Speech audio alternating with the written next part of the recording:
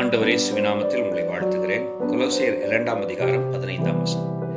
துரைத்தனங்களையும் அதிகாரங்களை புரிந்து கொண்டு வெளியரங்கமான கோலமாக்கி அவைகளின் மேல் சிலுவையிலே வெற்றி சிறந்தார். இயேசு வெற்றி சிறந்தார்.